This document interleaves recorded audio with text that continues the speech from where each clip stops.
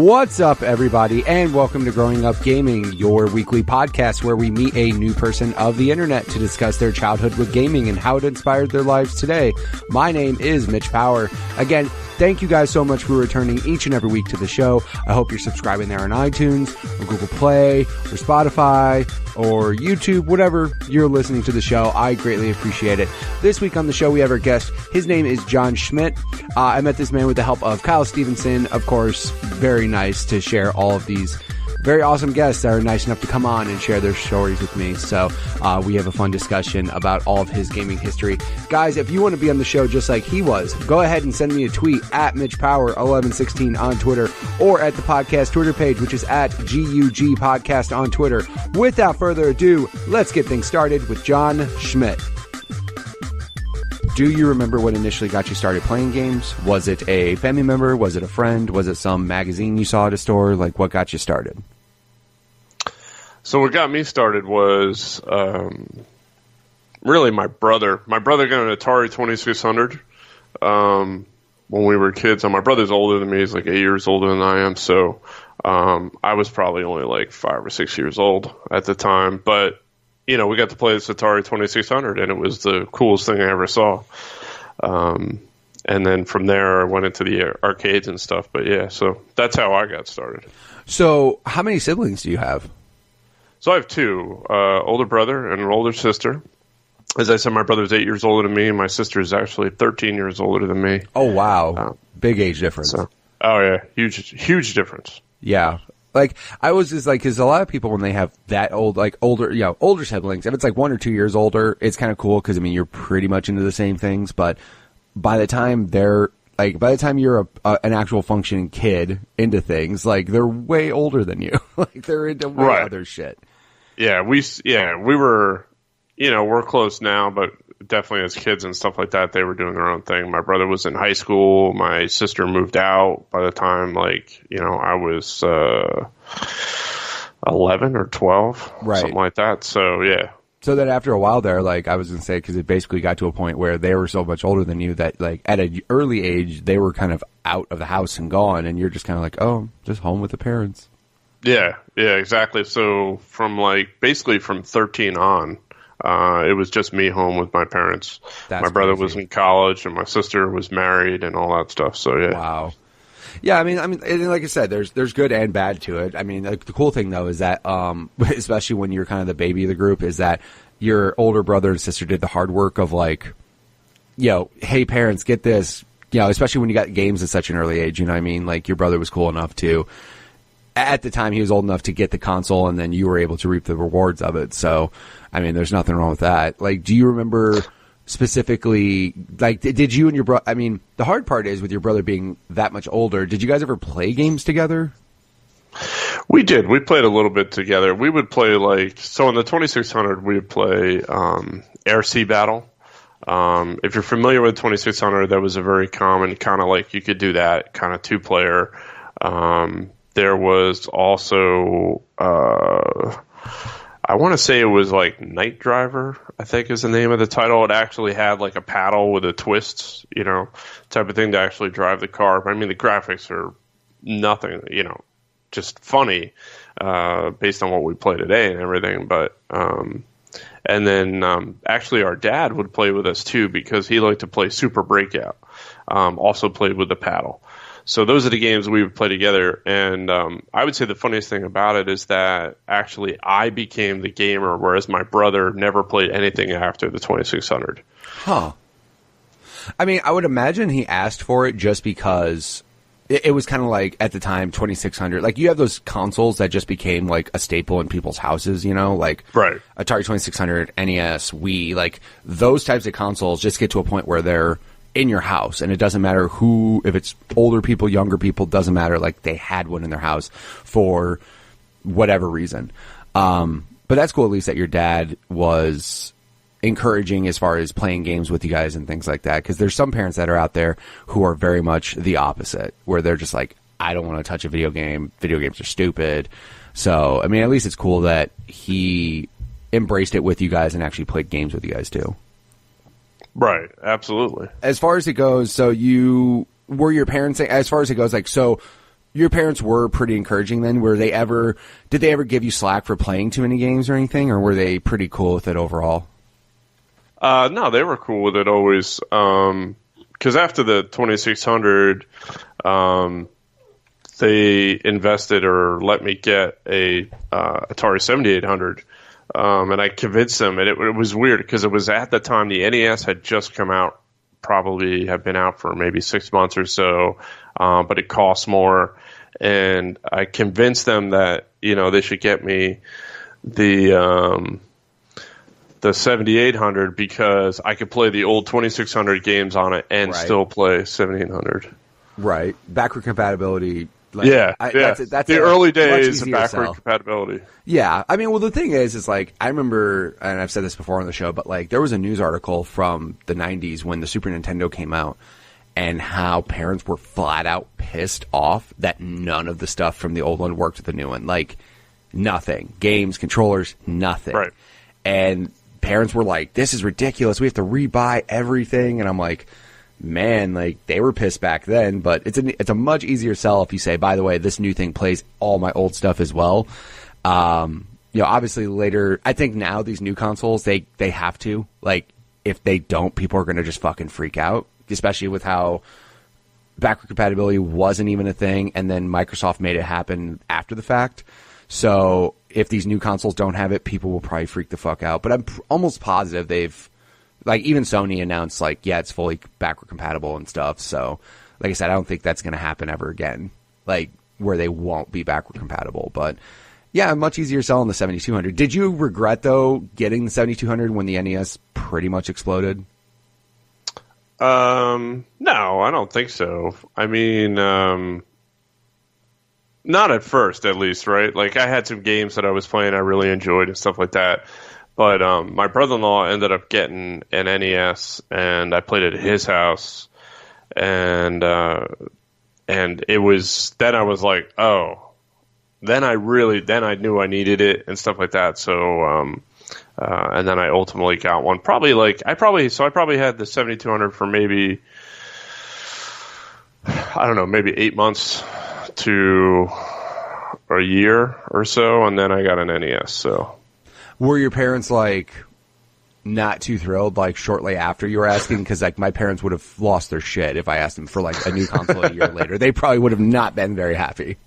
I think they like, saw the writing on the wall a little bit. I don't know if my sister put in a good word or not at that time. Like, kind of like, hey, listen, help me out here. The kid should get the NES. You can't let him keep playing that Atari system. Like, that's crazy. Do you want him to get made fun of at school or something? It's like what you could say, like, God, he's gonna be that weird kid. You guys can't let him be the weird kid. Yeah, you don't want to be the weird kid. No, so you can't be the weird kid or the smelly kid, and God forbid both, because then that's just real bad. But I did. I mean, the 2600, 7200 series was a lot of fun in the fact that. I actually played so many of the titles that people talk about or make fun of nowadays. I even played E.T., which was a ridiculous game that everybody talks about and ends up in the trash heap, and they did the whole documentary on and all that stuff. And I still have the cartridge. So, the thing is like, it's all hindsight, right? Like, you look back and go, that game's garbage. Why would anybody buy it? But real quick, E.T. was fucking insane back then. Like, oh, it's huge. It was huge. Like, you can't look back and go, why would people buy this game? Because it was a video game of E.T., which was taking over, like, was so big at the time. Like, of course people blindly bought the game. And of course, it's not like you had IGN or Twitch to look at Let's Plays of shit. Like, nope. You just saw an E.T. game and was like, this is going to be a video game of E.T.? Absolutely. And then quickly going home to be severely disappointed when the game is just nothing like the movie and not good at all. No, and the game, as I remember, I don't think it had a purpose. Like, I don't know. Like, you would do stuff and everything, and you would move around, you'd go to different things, and how we moved was funky, and you would pick up stuff and everything. But I remember just playing it many times and thinking, I don't really know what I'm supposed to accomplish here. And so ultimately, you just stop playing. Right. Because, it's also not like games had tutorials back then. I mean, there was no there was an instruction manual that you had to kind of tell you, like story-wise, little things here and there, but like, it's not like the game itself was doing anything to help you out, especially with limited colors, let alone polygons to show you what's going on. Like, it's a crazy thing. And that, if anybody hasn't seen that Game Over documentary, like, please go watch it, because they basically just explain how they were rushed to make a game for a movie that they didn't know was going to be as big as it was. And then, unfortunately, E.T. happened. They were rushed to make every game back then. I mean, all of those games are rushed. It's just, I think it's a matter of how complex the game was trying to be as to equal how good it was, right? Like, if you hear the story about I can't think of her name, the one that created River Raid and wrote that game and everything, I mean, she did that in just a couple months. And that's one of the best games you could ever play on an Atari system, right? So... how crazy is it, like, if you told somebody today you have 5 months to make a game, they could get, like, a title screen and, like you can't, there's not much you can do, man, in 5 months. I mean, obviously there's indie developers out there now who are making good stuff, but even these indie people, I mean, there's guys, one person making a game by themselves, and it takes them years, like, to give somebody 5 months to make a game. But again, you could either strike gold or completely strike out. Yeah. Oh, absolutely. I don't know what they would do. I mean, you look at some of the 2D stuff that people, like you're saying, that people are doing today.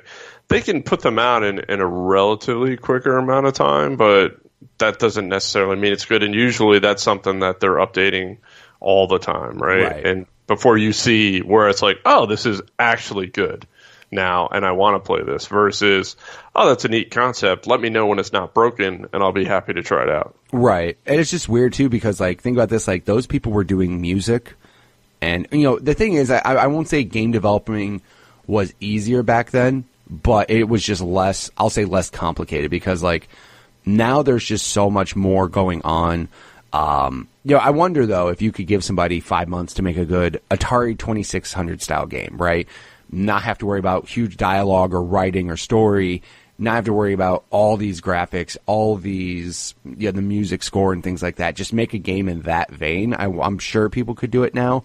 But again, though, like, it takes a special person. Because, again, one person was doing a game, too, which is crazy. And people by themselves still make games. Like, indie developers still make games by themselves, which is also insanity. Right. Like, I don't get that. That's a big leap of faith. Like, your job is to make a video game, and no one else is helping you do it. And it comes out, and you're like, I really hope you guys like it and buy it, because if you don't, I just wasted a lot of time. Yeah, I just spent X amount of time of my life doing this, and you better like it, because otherwise... Exactly. I'm going to become Otherwise, I'm going to go work homeless. at Best Buy, and I got nothing to do with myself now. Thanks. Yeah, exactly. Like, those people, like, full-on commitment to them. But, yeah, with the Atari, though, like I said, now there's no way you could do that type of a game in 5 months and everything. But you're right. They were cranking out games left and right, whether they were good or not. So it didn't matter. Yep. Whatever your concept was, just go make it, and we'll sell it. Because it was more for them, more volume, not quality. Like, right. Quantity, not quality. Like, and I'm not saying they weren't making good games, because obviously they were. People were enjoying them, but they just were like, just put something on our console. We just want as many games as possible. So, but then you moved on to NES, and that, obviously I was going to say, like, that jumping. To be honest, I personally never played the 7200, but I mean, graphically, was the NES just better in that regard? Oh, yeah. The 7200 was basically a minor uptick of the 2600. I mean, there were certain visuals and stuff like that were definitely better on it, but nothing like what you would see in an NES system, really. So it was really a huge difference. And I mean, I remember, so even before I got the NES, I had gotten my hands on a Nintendo magazine, and it was right before it was Nintendo Power. And I would just look through it, like, all the time. I'd be like, look how much better this is. This is awesome. I can't wait to have this thing. And So that was right at that was right around the time that like Mega Man 2 was going to come out, and Castlevania 2, those type of games were right on the horizon of being released. So that's when I got into NES. And there was nothing like Castlevania or Mega Man on an Atari system. Like you wouldn't have been able to do that. Right. Like that's just next level advanced. Like there's just, that's not how they would work at all in 2600. So I remember, I'm trying to remember exactly what got me into the NES, because obviously I had one, but I remember like, I think my dad, had one, before me, because what's funny is like, I've mentioned before as well, when I was growing up, I don't ever remember my dad playing video games ever, right? Like I don't remember that. However, going through my grandma's photo album, I saw a picture of him and my uncle playing Mario in NES, and I'm like, where the fuck was that when I was playing games as well? Like, why were you not playing shit when I was playing games? But obviously it had to have stemmed from him somehow. He wanted to get one, but yeah, I mean, there were certain games that I remember going back to a 2600 and just going, yeah. And again, like, it sounds bad, but I sounded like Elijah Wood in Back to the Future too. Like, this is a baby's toy. Like, that's exactly how I felt with 2600. I was just like, because again, I was a stupid kid who didn't have a concept of like, this is what it was before. I was just like, wow, that's not, for some reason, probably my dumb brain was like, this came out just now. Like, why would this come out just now? The NES is so much better. Like, no, this is like older. This is right. This is what's come out prior to NES and all the advancements that you're seeing now. So, yeah. But you said at the time when you got your NES, you were pretty much the gamer in the house then. Correct. I was the only one. So, I mean, when I got it, it really was just about sitting there and playing games by myself most of the time is what I did. Like a lot of kids. I mean, you got an NES and stuff like that. You played a lot by yourselves. There were some 2-player stuff that you could play if a friend came over. You could, play with each other and stuff like that, but not a whole lot. So the majority of my time was spent sitting there playing NES after school.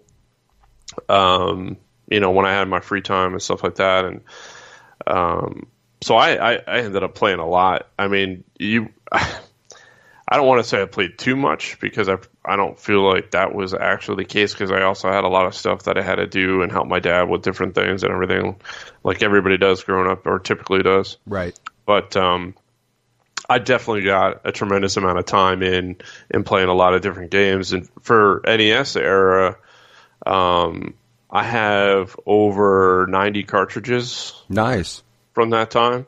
So I had a tremendous amount of games. Now, I would say probably like maybe a third to a quarter of them are actually like excellent titles. Sure. Versus like the ones that they were just churning out and you were, somebody convinced you to buy, or you just thought was going to be cool, and then it just turned out that it was just absolute garbage.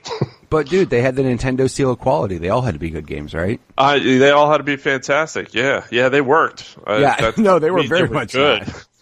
Like, when you later on, like, in life find out, like, weird shit, how, like, Nintendo only let developers put out, like, so many games a year, based off the company. So, like, Konami was only able to put out so many games. So then they would create second game companies just to put out more games, which is fucking bananas to think about. Like, why would you tell them they can't have more than so many games come out a year? Like, why would you do that? But we want to have quality on our console. And I'm like, but they're just doing a runaround. Like, they just have a second company. It is not quality at all, man. Yeah, exactly. And then, like, yeah, you're right though. And games would, I won't say get churned out, but again, like, you ran into that franchise, like, licensed IP situation again, like E.T., where, a game would come out for NES and you're like, holy shit, it's based off of whatever, TV show, movie, whatever.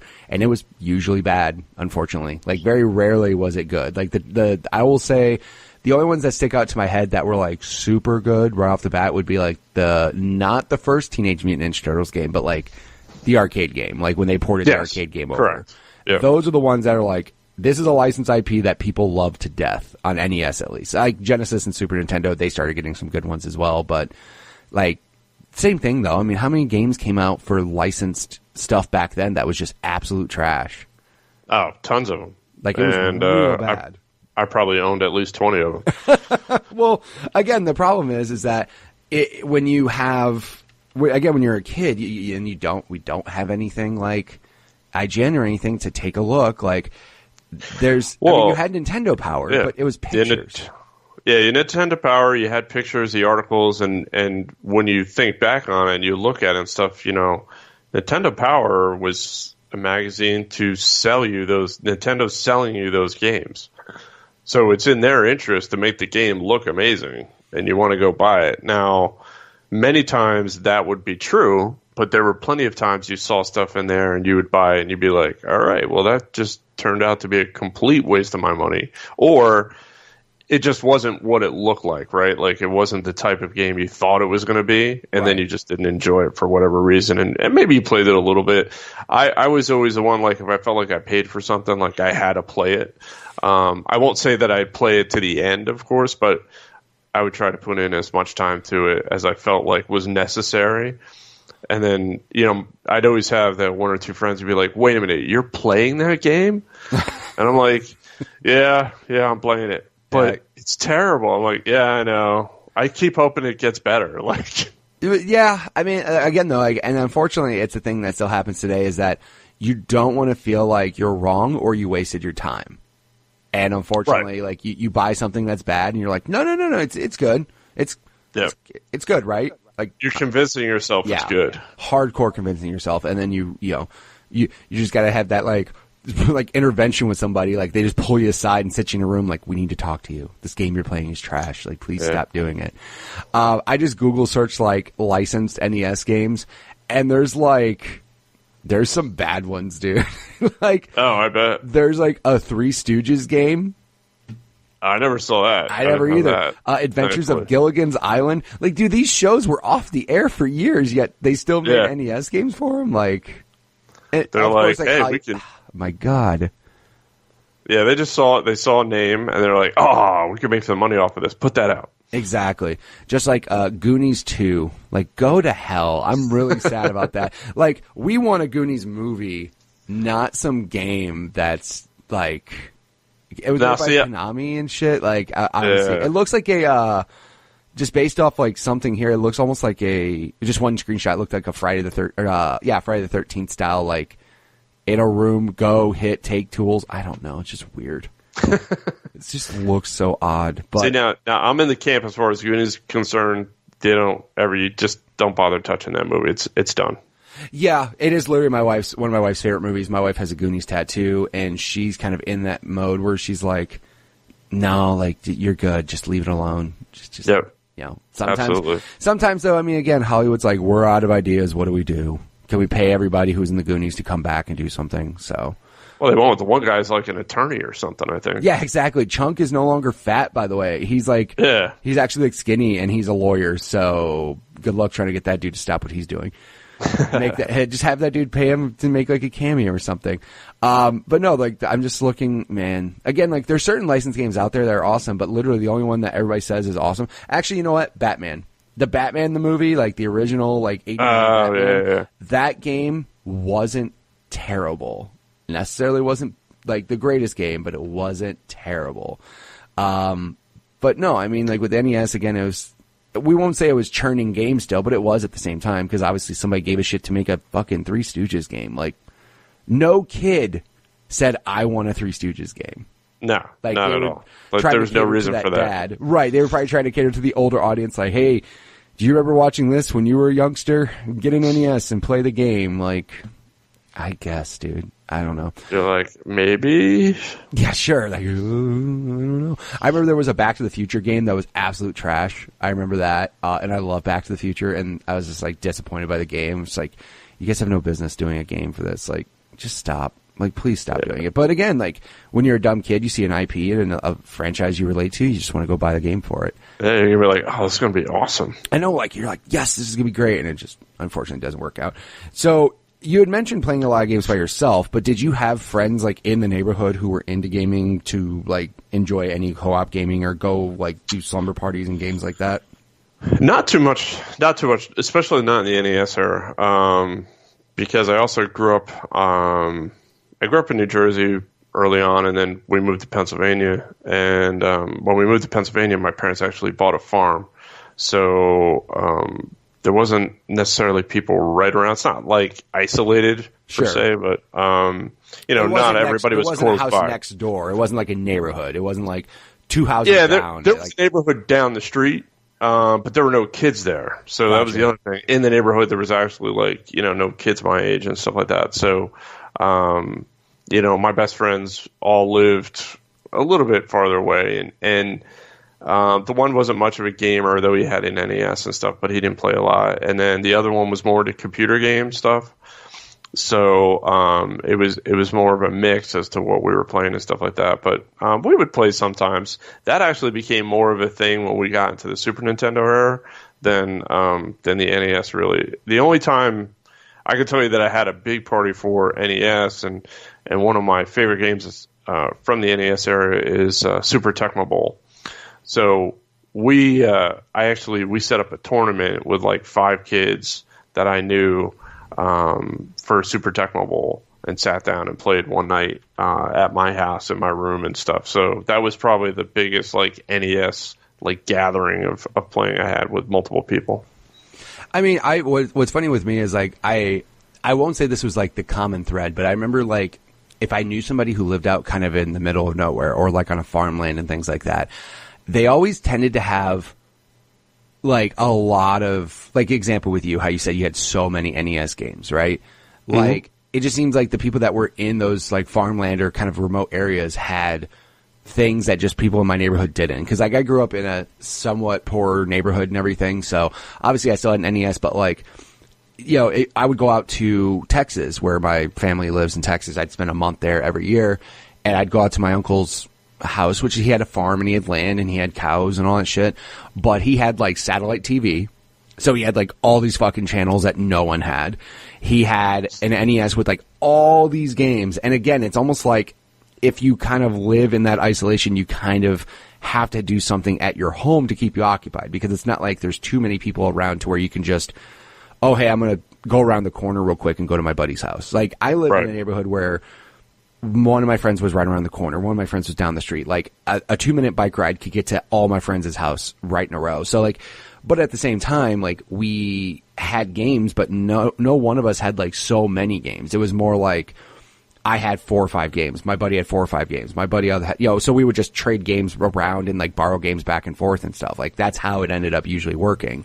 But like, it's funny because like a buddy of mine, Chris, lived kind of in the middle of, I won't say in the middle of nowhere, but like very secluded, like lots of trees around him, didn't have direct neighbors really.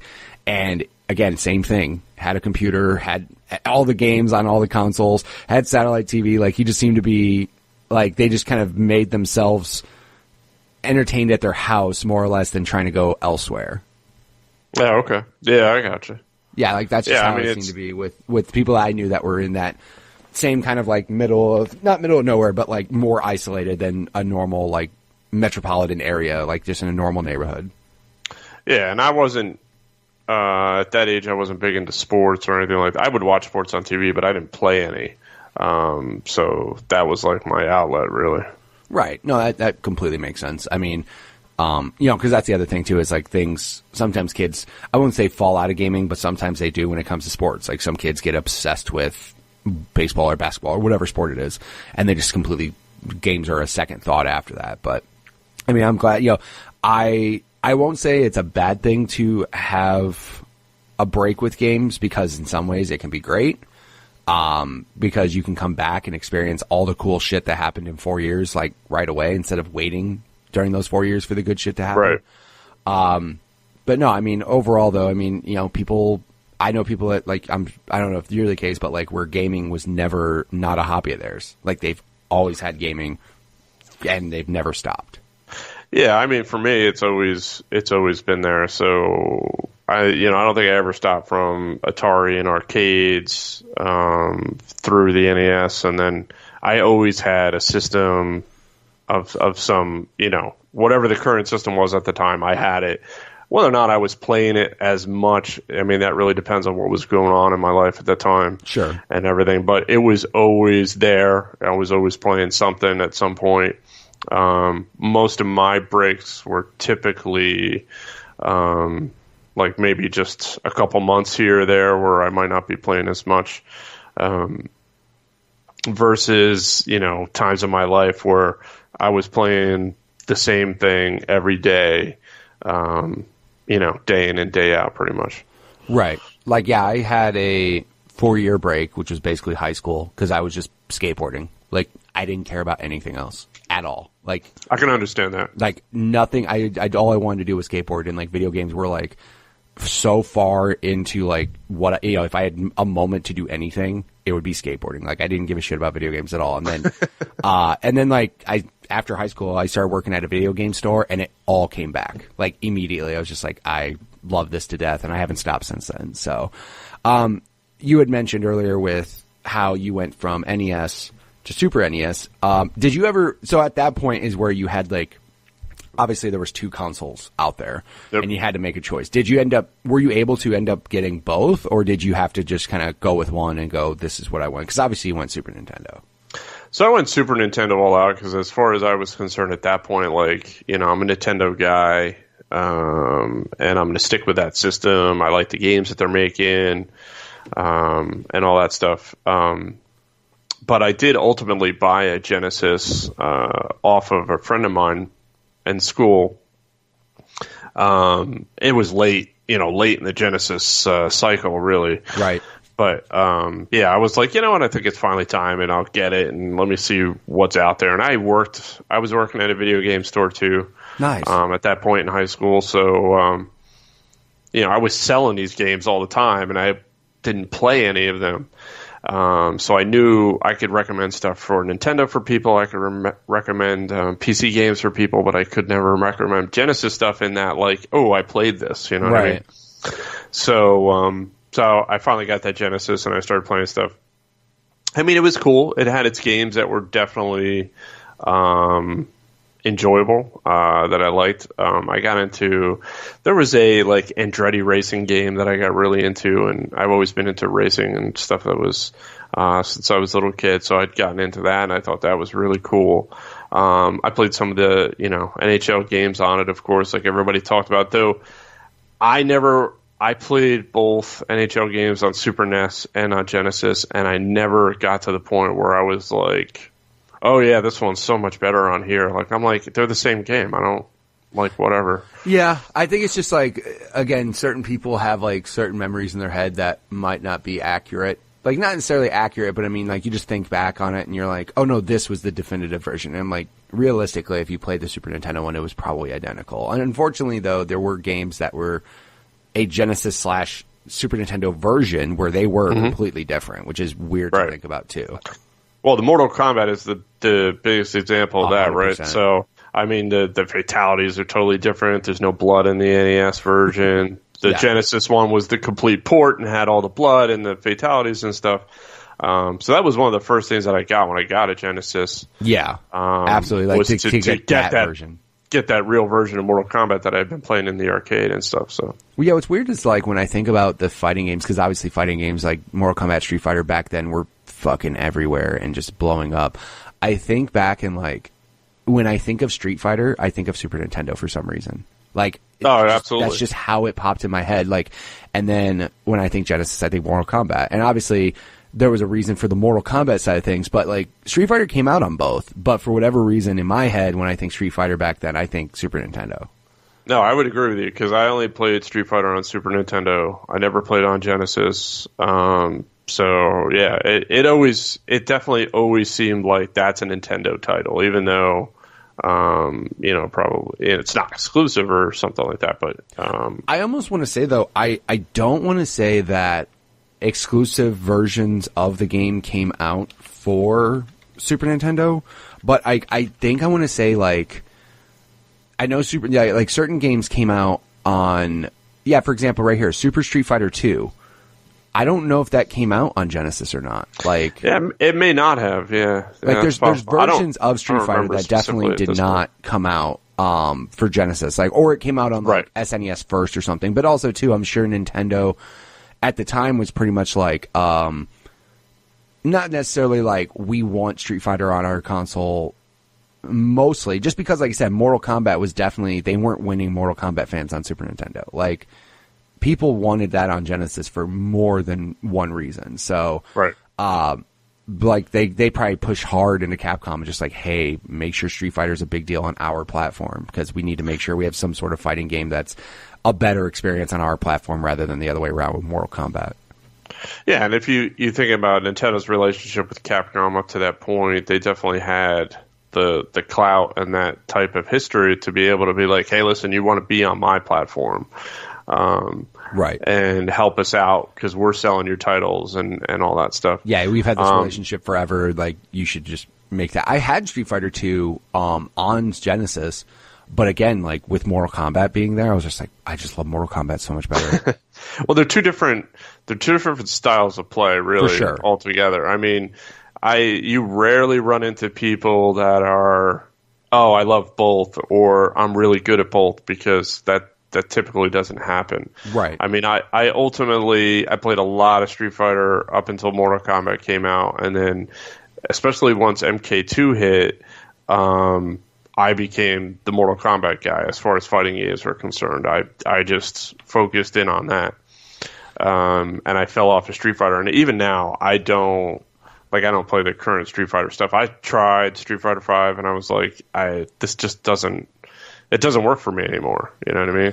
Yeah. I think for me, like the whole with the fighting game things, like I remember very much Mortal Kombat 3 Ultimate. Like me and my buddies played the shit out of that game. Now, we more or less played the shit out of that game for just doing all the fatalities. Like, we would just get a code book of, like, here's how to do everything. And we would just beat the shit out of each other as these two characters and then get to the point whoever wins gets to actually do their fatality. Like, that was essentially all we did. Like, we weren't super competitive into it. Obviously, some people were better than others, but like with Street Fighter, though, I had Championship Edition, I believe, first. And then, like, it's not a bad game, but it's just, you're right, though. It's a completely different style of game. And I personally prefer Mortal Kombat. Yeah, I mean, now the game's like, I can't fuck with fighting games now. Like, I'm just, like this. Well, number one, the internet ruined it, because even if you thought you were the greatest fighting game player in your area, you'd go online and get smoked by somebody in 2 seconds. Yep. So you quickly realize you're trash. But I just didn't want to, like, I was just like, no, I'm good, man. I just keep getting my ass beat. Yeah. I will say now, if I were to go buy a fighting game, I would absolutely buy Mortal Kombat, because Mortal Kombat 11 looks ridiculous. Like, yes, it does. Holy shit, that game looks crazy. And I love how they straight just don't care. They're like, no, you're going to see some crazy, gory, bloody, like, some of the fatalities that were happening. Like, it's ridiculous. It's insane, but also, too, the fact that graphics had gotten to the point where it's fully realistic looking. It's even more like, you're just like, oh my god, that's insane. Because, like, I remember parents losing their shit over fatalities on the Genesis, where, like, you could kind of see what was going on, but now it's like, no. You're ripping out somebody's spine? Oh, I don't understand. I can see disgusting. That. No, now you can see, like, nerve endings and shit and, like, signs in this. So it's just like, yeah, it's really eyes bad. Are popping. There's eyes all kinds. Your brain's getting ripped out. Cutting people in half. You literally see, like a medically accurate diagram of someone split in half. You're just like, Jesus. But no, like, also, too, just the play style. Like, I know some people that love, the Street Fighter series, and they love it to death, but Mortal Kombat, I mean, so many people talked about how 11 is amazing. Like, it's such a good game. They have. Yeah, I haven't tried it or anything like that. I haven't picked it up yet. I just, my schedule right now, I don't have a lot of time, and I will ultimately pick it up because I play every MK game that comes out pretty much. I'll probably be one of those that never buy it, but I'll wait for, like, a free trial weekend and just get my fucking Mortal Kombat fix and go, this is cool. But fighting games today are really, they're a niche thing, right? And they're all about esports. So they're designed that you really have to be good at your craft. So you have to practice, you have to understand how to block, and you have to understand how to fight with a particular character before you do anything else. Excuse me. Right. And if you don't, you're never going to be that good. And I personally, I don't have that kind of time. Like, I just like playing the games. I like enjoying them. So typically nowadays when I play fighting games, and like I said, I play every Mortal Kombat except for I haven't played 11 yet, but I will. I just play them, against the AI, and I don't really worry. Like, I don't get into playing online. I might try it here and there, but like you said, typically you're going to find you're just going to get your ass beat every time. Yeah, like it's just kind of weird. Like with those types of games and everything. Also, too, if you're not playing with a fight stick, you're like looked on as less than. You're like, oh, you're not playing with a fight stick. Like, no, dude, I'm not. Like, I don't have the time to invest in a fight stick to be able to do that. So yeah, and I, having grown up playing on the arcades and stuff like that, you would think that would be natural to me. But these days, like if I try a fight stick or something like that, it doesn't feel natural to me at all. I'm like, I don't have time to relearn this. Yeah, I will say the only thing that and this is more or less not saying because there was nothing to play, but when the Xbox One came out and Killer Instinct came back, I bought it because also it was like $20. Like it was cheap. And again, at the time I was like, hey, I just want a variety of games to play in case I had people come over. The only thing I will completely shout out Killer Instinct for is they had like a training thing of like, okay, here's how you fight, here's how you do all these things. But then they got into like advanced techniques of like frame counts and canceling moves and like next level shit that I didn't know were part of the fighting game community. But they were actually cool enough to have tutorials to teach you like, it sounds bad, but like, here's how you get good. Like, here's how you get on this level of like how fighting games have progressed. So I always like applauded them for that. And the game was fun, but again, like, you know who I was playing with? People online who were beating my ass left and right. So I was quickly like, I'm not doing this anymore. Well, NetherRealm has done that both with the last couple Mortal Kombats and the Injustice series. They do have a tutorial system that is showing you the moves, how to do combos, and it does go into advanced stuff. So good. So you can learn things from it if you're doing it. And those guys just completely understand what they're doing with their series, and which is why. I've always found the MK series to be my thing, and now I've played both Injustice games because the story modes and the fighting mechanics are the same, right? So right, it's basically the same game with like really a DC good skin, right? Yep. I also just I appreciate now fighting games having stories because like Mortal Kombat 11 story looks awesome, like. All the story mode trailers that I've seen look great. Back then, there was no story mode. It was just a ladder of you beating people.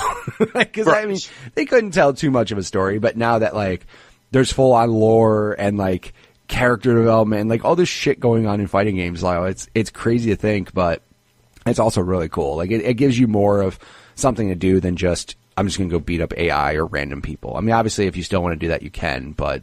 The story modes in these games now are does Street Fighter really have a story mode like that? I don't think so. No, because I didn't buy MK5 or Street Fighter 5, but I don't think they have a story mode in there anymore. It's not like Tekken still has a story mode, right?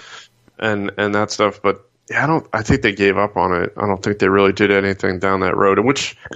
Because when that first came out, they really were just like, yeah, you just play online, and right, like they're more Street Fighter. I won't say Street Fighter is more the competitive scene, but in a way it is. Like MK11's more of like casual players, but it's more of like an everybody audience, right? Like, right, you have the people that play MK11 seriously and competitively, but then you get the people that buy it just to do the same shit I did on Genesis, which is see all the fatalities. Street Fighter seems more of like the competitor's game. Like, this is for tournaments, this is for online, this is for, people who take this shit super serious. And I don't know if they would sell as many to like the casual person as far as like, Mortal Kombat for sure would definitely sell more casually for just, let me just pick up a fighting game. They're going to go to Mortal Kombat rather than the Street Fighter. Yep. So yeah, I agree.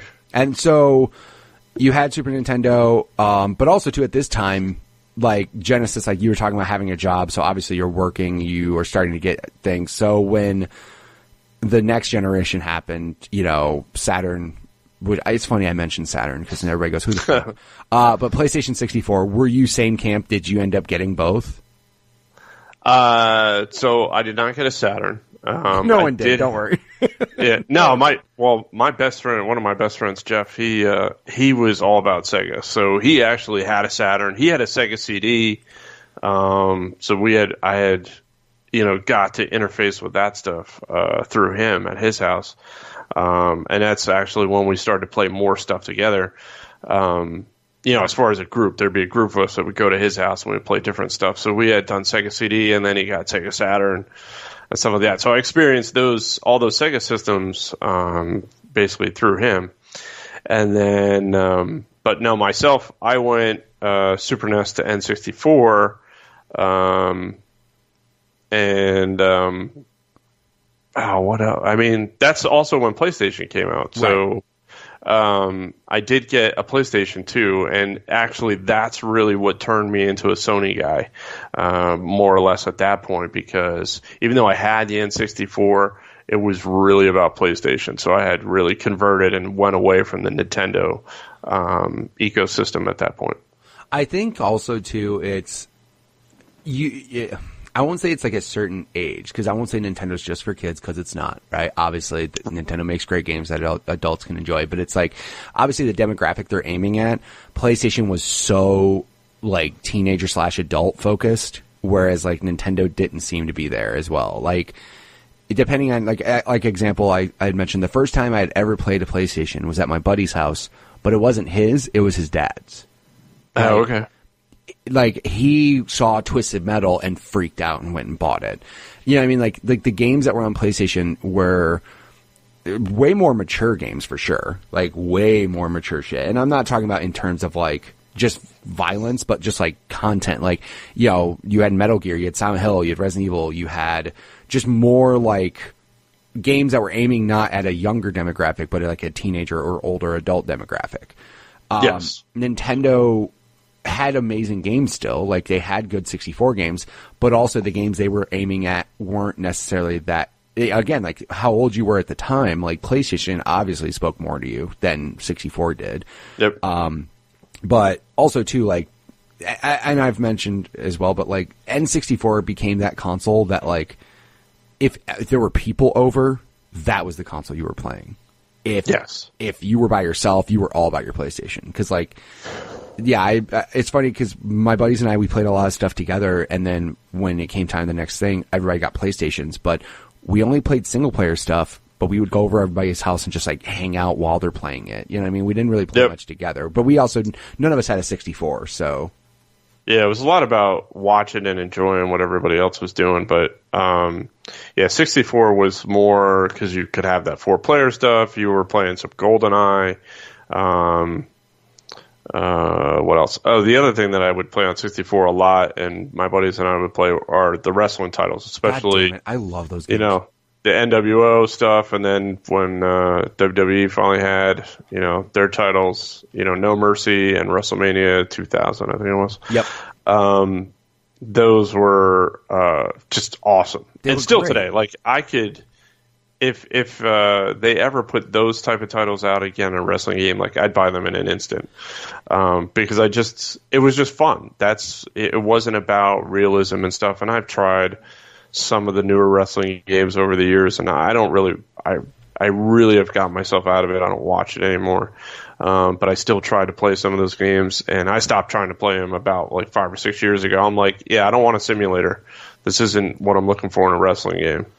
It's so weird because I literally agree with you in every single point. Like, those N64 wrestling games, because that was the difference. Like, PlayStation's wrestling games, I'm not going to say were bad, but when you compare them to the N64 wrestling games, they were. Like, right. If all you had access to was, like, by the way, before SmackDown, like, Attitude and WWF Warzone, fucking trash ball games. They're just bad. Yeah, terrible. They're so bad. But then, like, SmackDown started happening on PlayStation, so they started getting better. But no, those N64 wrestling games were so special, and it was because they were just so ridiculous. And you're right, like, the new games now, they just aren't as good because they're trying to be a simulator, where if they literally made a wrestling game today in the same play style and everything as the N64 games, graphically, if you just left it like weird, like polygon looking people, but just made them actual, like, faces look better or something, I don't know.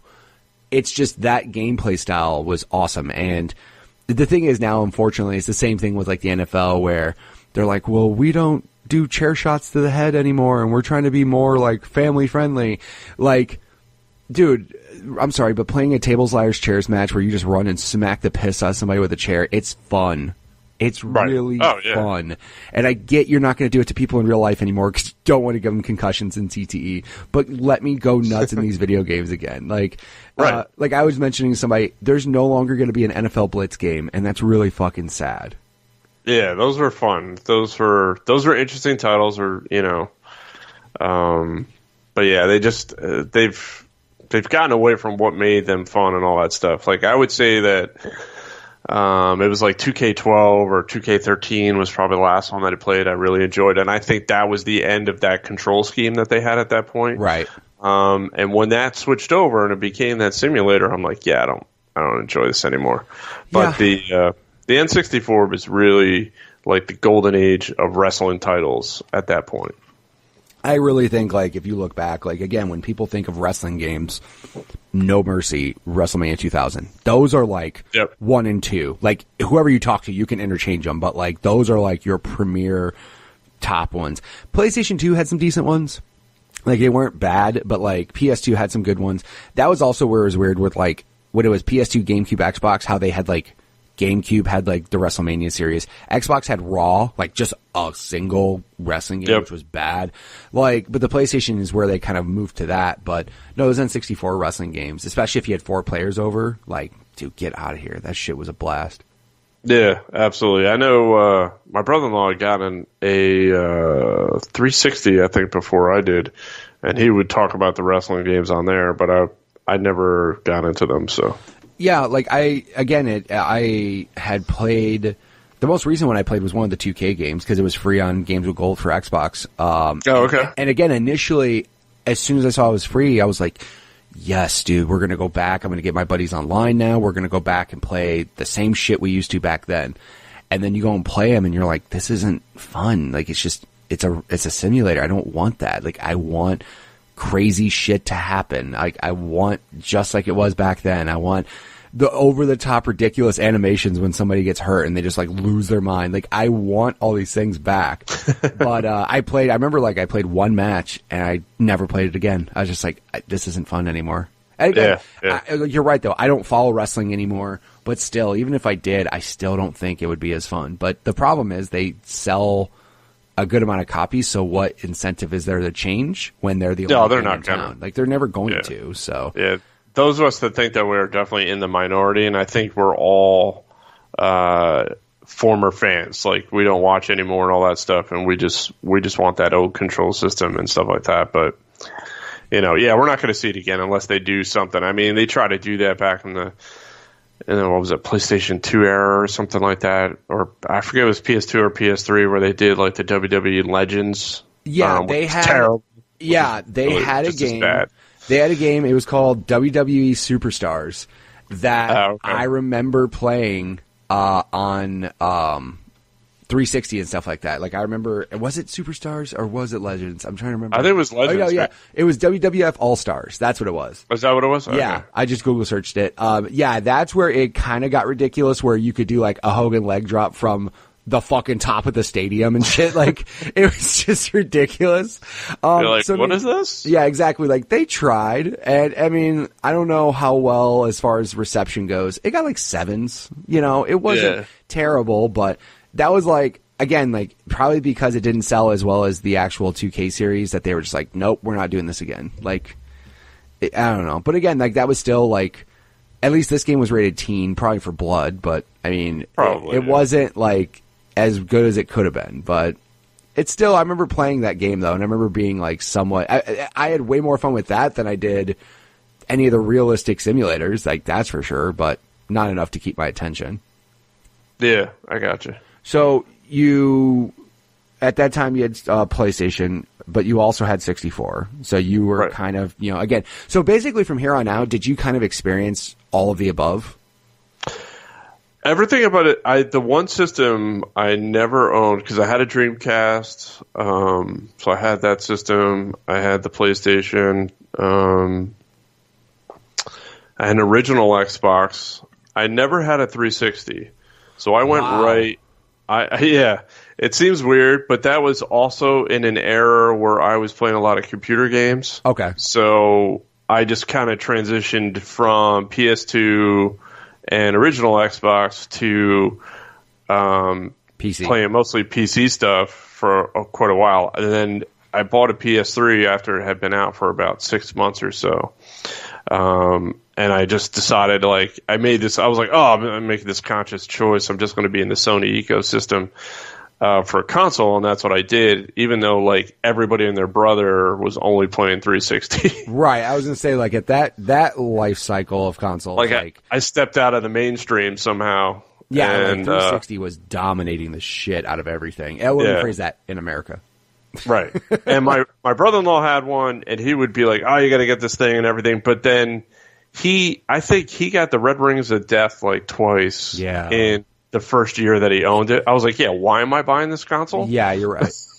like when they remodeled it and they had the S model, if you want to call it that, or like, when they had that model of it, the redesign, that's when like the failure rate was almost gone. Like they had finally got their shit together and they're like, okay, we're sorry. Like we'll do this. But no, like that's insane to think like you had everything except for 360 because like how dominant 360 was in that generation. Again, in America. In America, but yeah, in Japan, that thing was a joke. Right. But I stuck with the PS3 and stuff. But that was an era where, so I was playing, like I said, I was playing computer stuff, and actually I had gotten into a gaming clan where we played Battlefield 2 and Call of Duty 2 at first, and then Call of Duty 4 when it came out. So I mean, you were still experiencing the games though that were good on that console generation. You were just doing it on PC instead, right? Yeah. So I was experiencing a lot of the stuff that was out at the time and stuff. But we, that gaming clan and stuff, if you were anyone who's been in the PC ecosystem at that time and everything, there were these sites that did competitive gaming. Like, so we were in the TWL ladders, which was Team Warfare ladders. Or Team Warfare League, I guess it was called at the time. And you basically played competitive. So we played Battlefield 2, like we would do 5-on-5 matches, we would do 8-on-8, and then there was like 2-on-2, 2-versus-2 armor matches that you would play. So that was an era that, dude, I played Battlefield 2 every night with these guys. And at one point I was even training the competitive team, like how to play in these matches and all that stuff. So I was like all in. But then I got to the point where I became a manager at work and I was supervising people. And the last thing I wanted to do when I got home was supervise more people. Was like organize 5 guys into how to play Battlefield properly, right? You know, and how to work together cohesively. You know, we had it was the most infamous match we ever played. It was an 8-versus-8 match, so there were vehicles involved. The 5-versus-5 was always infantry only. Mm-hmm. The 8-versus-8 was vehicles were up and everything. And we had taken the map. So we had all the control points but one, and we had them pinned down. There was no way they were going to win this. Their tickets are going down. We're going to win this match. And three of our guys ran off and like lone wolfed it. Oh, we're going to go around and take the last control point. We're like, dude, just hold these 2 control points. Stop. This match is over, you know? Oh. And we lost because we got caught in the center one and then they're out of there. They all died and then they ended up with all 3. I'm like, you guys are idiots. I was so mad. I'm never managing you guys again. I was like, you know, our clan leader was like, what is wrong with you guys? Like, you know, just full on pissed off. We have a strategy. You didn't follow it. I'm like, yeah. I'm like, yeah, I followed it. I'm like, these other 3 idiots didn't and cost us the whole damn match, you know? See, I have that fun conversation with my best friends playing Apex, but we're also just fucking around. We're not competitive. We're just like, God damn it, why did you go low? We needed to get out of that circle. What is wrong with you? You know, that happens from time to time. Yeah, then I cycled into just doing the 2-versus-2 armor because then it was just me and one of my buddies from there. A lot less variables of fucking up. It was just him and I. Right. And we actually, on that one, we won a match one night where we were down. I think you had to win 7 matches or something, like 7 rounds or whatever it was. We were down 6-0. Like, it was bad. We're like, all right, we got to switch it up. Like, this is terrible. And we came back and won. Nice. And we're like, those other guys have to be pissed off. Like, they got to be like, I don't understand. We're kicking their ass. And then him and I were just like, you know what? Let's just change this shit up. And we just did a totally different strategy than we had ever done before. And we would just take the most, like, you know, wicked ways around the map that you could think of. And it just caught them by surprise every time. So I remember Battlefield 2 being a big deal when I was working at the video game store, because my entire life, I've never been to PC gaming, mostly because I couldn't afford a PC that was worth the shit to play the games that everybody loved, right? Yep. So that's basically where it kind of boiled down to me not playing PC as much. But I remember when Battlefield 2 came out, and people would come into the game store, because the game store I worked at, we didn't sell PC games. It was just mostly console games. But people would come in and talk about how fucking nuts Battlefield 2 was. They're like, you guys don't get it. Like, you guys are having fun with Halo and shit, but like Battlefield 2 on PC is ridiculous. You have no clue. And I always got jealous of people, like, hearing them talk about that type of game.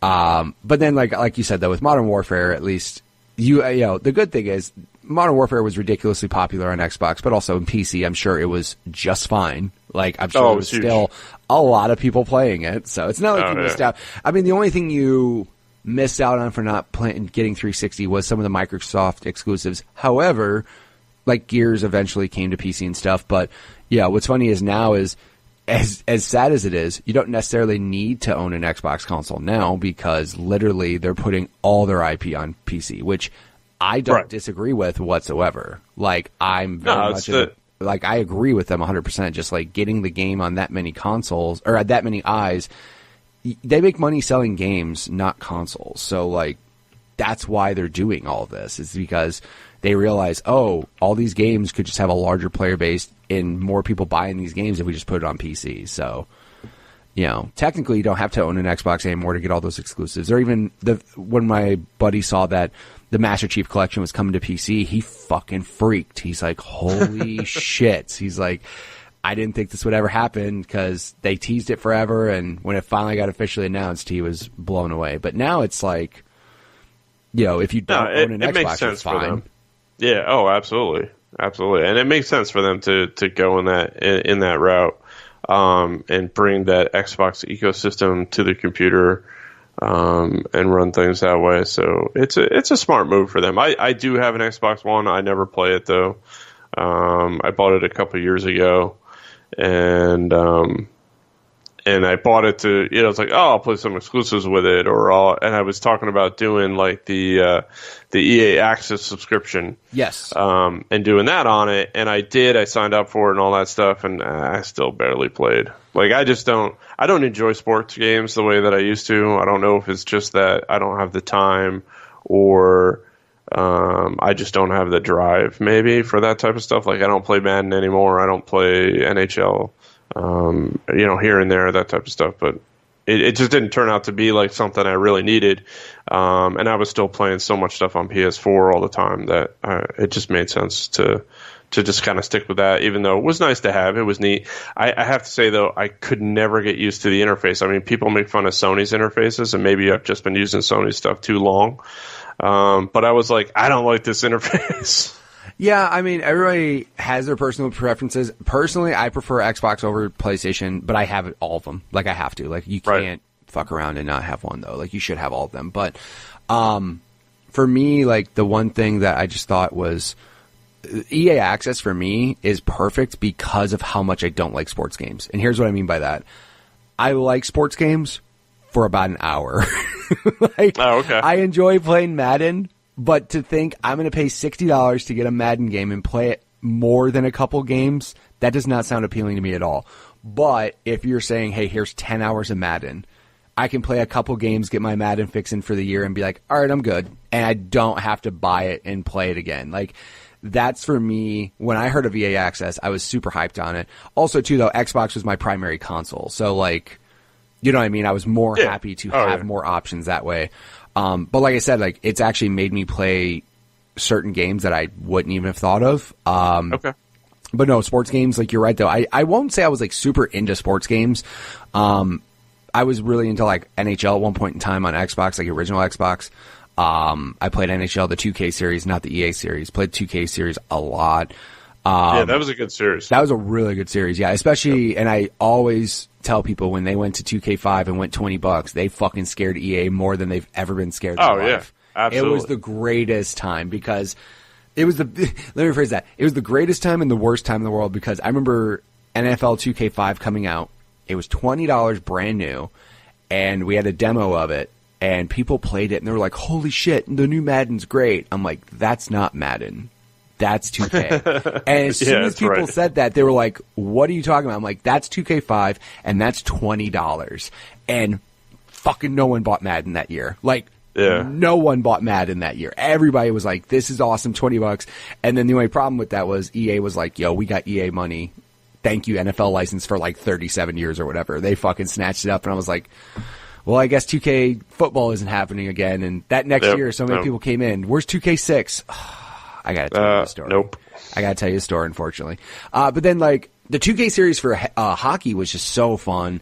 But every year, all those games were $20 that year, and it scared EA so much. It was crazy. But I actually liked the 2K series until, like, NHL 2008 or something. I was like, okay, the EA series is like good again. They seem to give a shit again, but that was still because NHL didn't give them the exclusive license for hockey. So like 2K was still making hockey games for a while, but now it's sad is like if you tell people like, what would you rather have, an NBA 2K or live? People are like fucking laugh in your face if you say live. Oh, there's nothing that's not a comparison. There's zero comparison, and sad. You wonder why NBA even. Why the EA even bothers making that game. I mean, it's... I've mentioned this before, and it would be way smarter for them to do this. Instead of EA giving a shit about live, because literally 2K is so better in every fucking way. Yep. EA should focus on making a baseball game for Xbox. Because it'd be a smart idea. There's not a baseball game on Xbox. Like the show snatched up the license. They didn't snatch up the license. Like the show is just so good that so other people stopped. The problem is Sony's the only one making a baseball game. So it's like, and there's no exclusive contract on that. So it's not like they're the only ones that can. But if Xbox, even if they released if EA released a baseball game, and on Xbox it would blow up. It would sell so many copies. And on PS4 it might not because the show's around and it's better. But at least that's better than a basketball game where 2K's on both and dominates on both. Like, I just don't understand that. But yeah, and if I remember right, the EA didn't they have the triple play baseball series for a while, right? Yeah, they had triple play, and then they had MVP baseball, like right before it closed out. And I want to say MVP 2005 was the last one. But it was a good game though, and that's where I was like weirded out. I'm like why are you guys stopping? I don't think I played those. Yeah, I don't think I played the MVP ones. I know I played some of the triple play series along the way, and towards the end of that, I thought they were actually pretty good, and they were decent baseball games. But yeah, the show is just lights out better. Oh yeah, the show is ridiculous. Just like 2K's NBA series is lights out better. So I mean, you really have a hard time doing it. But you're right. There needs to be something. There should be something that's available to the Xbox ecosystem on a baseball front, at least. Right. That's good.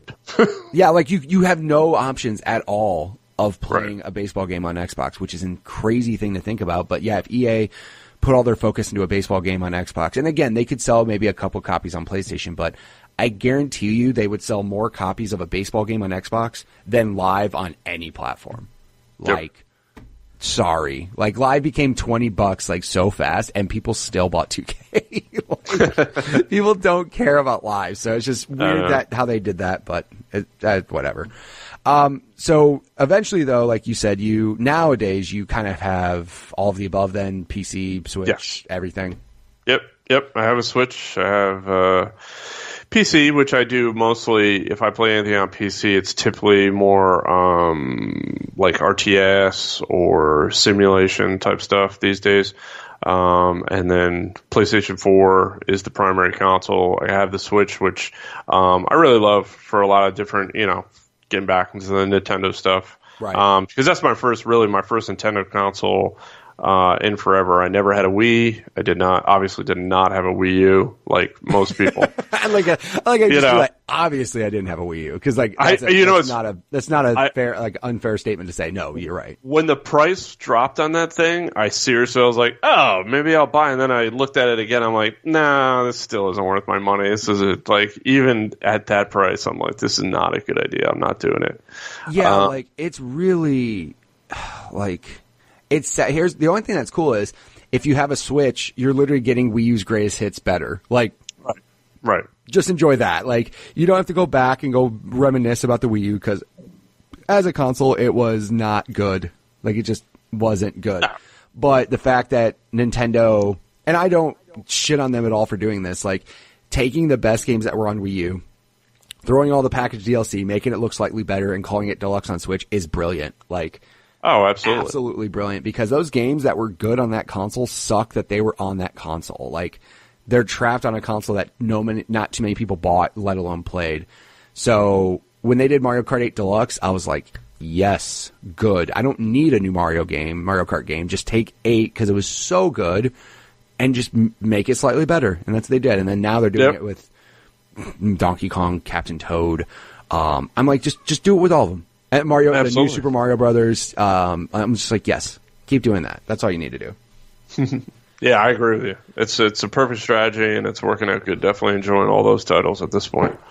So as you've grown up and gotten older and stuff, have your gaming habits changed? Have you had far less time to play games than you did? I mean, obviously, when you become an adult, you have responsibilities and things like that. Do you have any kids?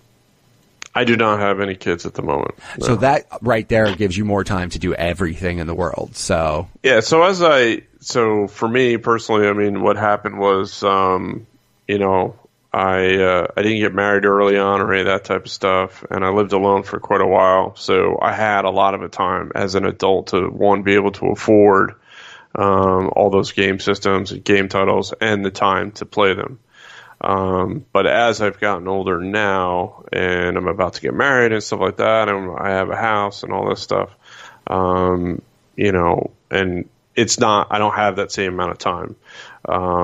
And to me, it's okay, but it's always there to fall back on when I do have those free moments and that time to play something, or if that special title comes out that you want to, that you've always been into, or that series you've always been into comes out and you want to be able to play it, I step back in and I'll put some time into it then.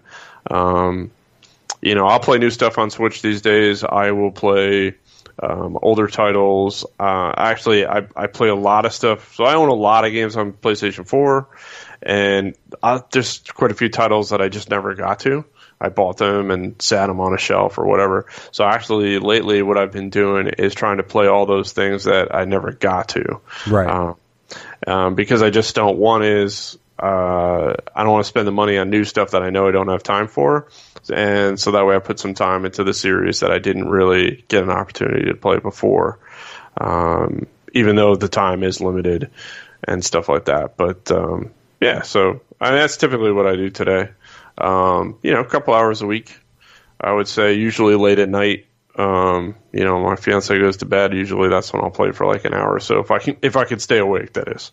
Yeah. Now we've gotten to that point where it's just a matter of finding time, but also are you yesterday, I told you earlier before the show, I went to a trampoline park, and I jumped for 2 hours straight. And then I was literally it was 11 o'clock at night. My wife was going to bed. She has to work tomorrow. And I was like, am I going to play games tonight? And I literally just looked at the clock and I was like, I don't think I'll be able to get out of this bed right now. Right, exactly. This is not going to work. It's just so tired compared to there's so many nights. Yeah, there's so many nights to me. I'll have work all day, and then I'll go I do martial arts. So I go to my martial arts class a couple nights a week. Yeah, on those nights, by the time I get home and everything like that, there's no way. I'm like, no, I'm spent. Exactly. You just get to that point, you're tired. I remember thinking back, during the 360 days, I would stay up till fucking 4 a.m. playing Gears or Call of Duty or Halo or something, and then wake up at 9 to go to work. And I'm like, how? How did I do that? Yeah. How was I pulling that off? How was I doing it? It's insane. Cause the other day or whatever, one night, it was probably a week or two ago. I was up playing Apex with my buddies. Same thing. wife works Sunday, so she goes to bed early on Saturdays. So I'm like, cool, I'm going to stay up, play games. It was like 2 a.m, and all of us were just talking to each other like, what the fuck are we doing up right now? It is 2 a.m. Like, what is wrong with us? Like, we're all exhausted. How did that happen? Tomorrow morning, we're going to all hate our lives. Like, what is wrong with us? So, I mean, again, though, it happens. And again, the other thing too is as far as like the getting early, having kids early, getting married early, I'm not going to say don't do it, but also do what you do, man. Like, live your life and enjoy your time that you have. And then when you get older and you have a more established job and career, then start doing all this shit. Like, right. Like, I had kids at a very young age, and I can tell you it's a lot easier doing it. Like, now I have a soon to be 4-year-old, and I can tell you as an adult, not like a 18-year-old having kids, as an actual adult who's established and has a house and all this stuff, having a kid is so far easier. So yeah, wait till like go live your life and do those fun things, and then when you got your shit together, then go do the things you're doing. So there's nothing. I think what you did was still, because again, like I think back, like obviously everybody has different memories and stuff, but like had I not had kids, I'd have more time to do this. But then I'm also not sad I didn't have my kids. So I mean, it's just right. You always have the things like, oh, the things could have been different, but also I like the way the things are now. So, if people wanted to check you out online and see any of the things that you're doing, where would they go? You can check me out on Twitter. It's JCS83IT. That's probably the best place you're going to find me doing all of that stuff. I mean, I have an Instagram account too, but I don't ever put anything there. So. Yeah, and if you want to check him out on Twitter, I'll have a link in the show notes so you can check him out there and everything and see all the things he gets to post in there. Of course, he's also big in I met you through, I think it was Kyle Stevenson. You did. So, yeah, I'm a member of the Kind of Funny community, like a lot of people out there, and been following those guys since day one. Also follow Colin's series, who split away from Kind of Funny, which, that's controversial to some people, but, I've actually met Greg and Colin back in New York Comic Con 2014, when they were still doing Podcast Beyond for IGN and stuff like that. So but I got to those guys by following IGN stuff, right? So it started with IGN, went to Kind of Funny, and then just kept up with them ever since. But yeah, so if you're in the Northeast or the New York region, Pennsylvania, that type of area, I do a lot of stuff with the Kind of Funny New York fans. We do a lot of get-togethers out in the city and stuff like that in different times. So the Kind of Funny guys just had a meet and greet out in New York City a couple weeks ago. Which unfortunately I wasn't able to attend, but I know hundreds of people showed up for it and had a great time. So, but yeah, Kyle's the one that recommended me I actually to you. Just did Kyle's podcast last night. The Best Friends Talk Funny. Yeah. Oh, cool. So yeah, like I said, I'll have to check that out too. Yeah, absolutely. Thank you, Kyle, for being awesome. And yeah, he tried to downplay. He's like, I'm not that big in the Kind of Funny. I'm like, shut up. You're like, shut up. Like, dude, like when everybody thinks of like Kind of Funny in New York and the East Coast side of things, they think of you. So like, stop all that absolutely. shit. So, well, dude, thank you so much for being on the show. Thank you for sharing all your stories with me, man. I really do appreciate it. All right, man. Anytime. I appreciate it. All right, and again, thank you, John, for being on the show. Guys, if you want to check him out on Twitter, go ahead and follow him there. It is at JCS83IT. Of course, you can also check out the Kind of Funny New York community, which I'll have links in the show notes, so that way you can check out all of those above. Guys, if you want to be on the show just like he was, send me a tweet at MitchPower1116 on Twitter, or at the podcast Twitter page, which is at GUG Podcast on Twitter. We also have a Facebook group, so you can go there and check that out. Just search up Growing Up Gaming. On YouTube at GUG Podcast, and the website GUGpodcast.com. Guys, again, if you guys know somebody that has some great stories, feel free to send them my way. I would be glad to get to talk to every single person about their stories. So, big or small, don't be scared. I just like to have awesome conversations with you guys. So, thank you guys so much for listening each and every week. I appreciate it. And I will catch you guys next week with another new episode. See ya.